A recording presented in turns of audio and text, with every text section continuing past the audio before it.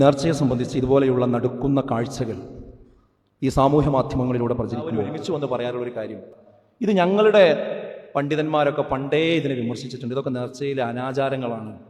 ആനയും പൂക്കുവിളിയും അതുപോലെയുള്ള സംഭവങ്ങളൊന്നും ഞങ്ങളാരും അംഗീകരിച്ചിട്ടില്ല, അതെല്ലാ പണ്ഡിതന്മാരും അതിനെ വിമർശിച്ചിട്ടുണ്ട് എന്ന് പറഞ്ഞ് അതിൻ്റെ ക്ലിപ്പുകളും അവരെ വിമർശിച്ച പ്രസ്താവനകളും ഒക്കെ പലപ്പോഴും ഈ സമയത്ത് വാട്സപ്പിലും ഫേസ്ബുക്കിലൊക്കെ വല്ലാതെ ആളുകൾ പ്രചരിപ്പിക്കാറുണ്ട്. അതുകൊണ്ട് ഞങ്ങൾ ഒരിക്കലും ഈ വിഷയത്തിൽ കുറ്റം പറയരുത് എന്നാണ് പലപ്പോഴും പറയാറുള്ളത്.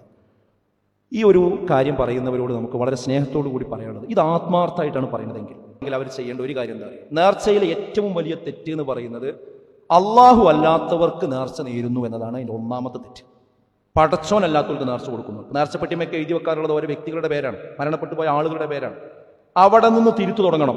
രണ്ടാമത്തത്, ഖബർ സിയാറത്തിന്റെ മറവിൽ ആ ഖബറിടത്തിൽ വന്നുകൊണ്ട് അവിടെ ഉത്സവവും കൊടിയിറക്കവും ആനയും കൊണ്ടുവരുന്ന രീതി ഒരിക്കലും പാടില്ല. അവിടെ ശരിയായ ഖബർ സിയാറത്ത് ജനങ്ങൾക്ക് പഠിപ്പിച്ചു കൊടുക്കണം.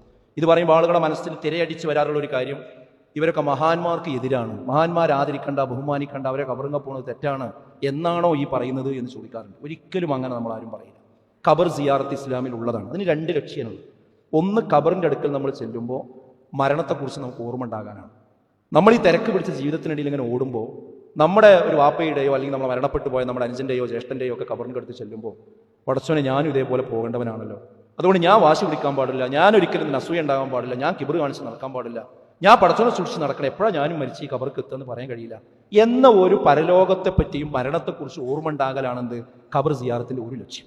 രണ്ടാമത്തത്, ആ ഖബറാളിക്ക് വേണ്ടി അള്ളാഹുവിനോട് നമ്മൾ പ്രാർത്ഥിക്കുന്നതാണ്. ഈ രണ്ട് ലക്ഷ്യത്തിനാണ് നമ്മൾ അവിടെ പോകേണ്ടത്. അത് അനുവദിക്കപ്പെട്ടതാണ്. എന്നാൽ ഇന്ന് നടക്കുന്നത് ഈ രണ്ടിനും എതിരാണ്, ഈ രണ്ട് കാര്യത്തിനും എതിരാണ്. ഇന്ന് അവിടുത്തെ രംഗങ്ങൾ നമ്മൾ കാണുമ്പോൾ എന്താ, പരലോകത്തെയാണോ ഓർക്കുന്നത്, ദുനിയാവിനെയാണോ ഓർക്കുന്നത്? അവിടെ വലിയ വലിയ കറങ്ങുന്ന ഊഞ്ഞാലുകളാണ് നമ്മൾ കാണുന്നത്.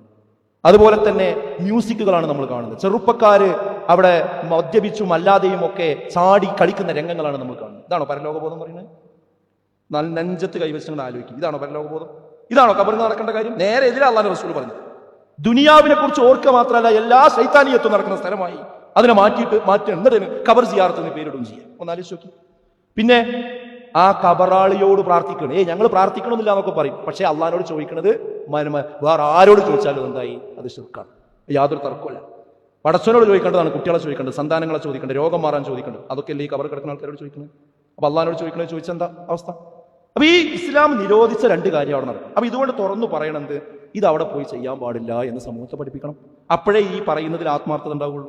അതുപോലെ തന്നെ ആനയും അമ്പാരിയുമായി മക്ബറയിൽ നടക്കുന്ന നേർച്ചയ്ക്ക് കൊടി ഉയർത്താൻ ഞങ്ങൾ വരില്ല എന്ന് ഇവിടുത്തെ വലിയ വലിയ ഉസ്താദന്മാര് പറയണം. ഞങ്ങൾ അതിന് വരൂല. അവർ ആത്മാർത്ഥമായിട്ടാണ് പറയുന്നതെങ്കിൽ അത് ഉദ്ഘാടനം ചെയ്യാൻ ഞങ്ങൾ വരൂല എന്ന് അവർ പറയുക തന്നെ വേണം. മാത്രമല്ല, പണ്ഡിതന്മാരെയും സാധാരണക്കാരെയും വിലക്കിക്കൊണ്ട് ഔദ്യോഗികമായി പ്രമേയങ്ങൾ പാസ്സാക്കണം, ജനങ്ങളെ ഉത്ബോധിപ്പിക്കണം. ഇതിങ്ങളുടെ പരിപാടിക്ക് ഒരു ആളും പോകാൻ പാടില്ല, ഒരു പണ്ഡിതനും പോകാൻ പാടില്ല, സാധാരണക്കാരനും പോകാൻ പാടില്ല എന്ന് പറഞ്ഞ് പ്രമേയങ്ങൾ പാസ്സാക്കണം.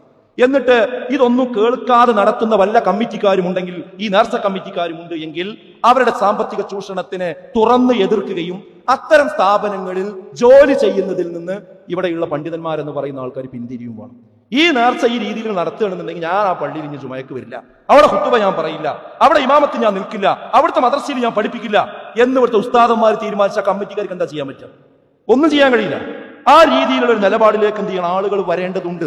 ഒരു കാരണവശാലും അവരെ മതപരമായ രീതിയിൽ മറ്റു കാര്യങ്ങൾക്കും തന്നെ അവിടെ ഒരു കാലം ജോലിക്ക് നിൽക്കാൻ പാടില്ല. അപ്പൊ കമ്മിറ്റിക്കാരെന്ത് ചെയ്യും? ഒരിക്കലും ഈ രീതിയിൽ പോകാൻ കഴിയില്ല. ഇനി ആരെങ്കിലും അത് പാലിക്കാത്തവരുണ്ട് എങ്കിൽ ആ പള്ളിയിൽ അവരെ തുടരാതിരിക്കുന്ന സാഹചര്യം ഒക്കെ ഉണ്ടാവും. ഇങ്ങനത്തെ പ്രായോഗിക നടപടിയിലേക്ക് കടന്നെങ്കിൽ മാത്രമേ ഈ നേർച്ചയുടെ പേരിൽ നടക്കുന്ന ഈ മാമാങ്കങ്ങൾ അവസാനിപ്പിക്കാനും ഇനിയെങ്കിലും ഈ ദീനിന്റെ പേരും പറഞ്ഞ് നടക്കുന്നതിൽ നിന്നൊരു മനുഷ്യന്റെ ജീവൻ ഇനിയെങ്കിലും പൊളിയാതിരിക്കണമെങ്കിൽ ഇത്തരം നടപടികളിലേക്ക് കടക്കണം. ആത്മാർത്ഥതയുണ്ടെങ്കിൽ എങ്കിൽ മാത്രമേ ഈ പറയുന്നതിലൊക്കെ വിശ്വസിക്കാൻ പറ്റൂ. അല്ലെങ്കിൽ അത് തൽക്കാലം ആ രക്ഷപ്പെടാൻ വേണ്ടി ഞങ്ങൾ അതിന്റെ ഉത്തരവാദിത്തത്തിൽ ഇല്ല എന്ന് പറയാനുള്ള ഒരു വർത്തമാനം മാത്രം.